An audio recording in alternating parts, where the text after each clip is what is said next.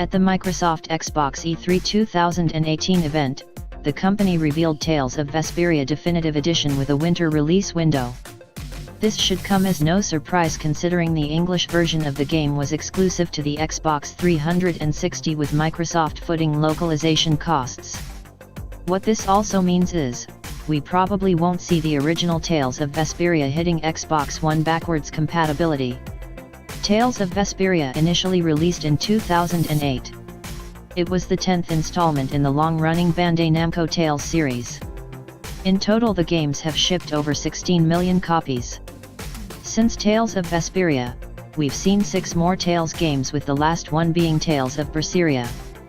While there's no news if the game would make it to the PS4 or PC, we won't be surprised if it ends up being a timed exclusive to the Xbox One at the very least.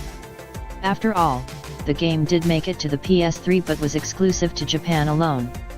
Tales of Vesperia is one of the best role-playing games in the last decade. Seeing it return is welcome as it could see a bigger audience. With most Japanese role-playing games are associated with the PS4 or Nintendo Switch, could this be a turning point for Microsoft this generation, and could this open the doors to seeing new Japanese role-playing games for the console? We sure hope so.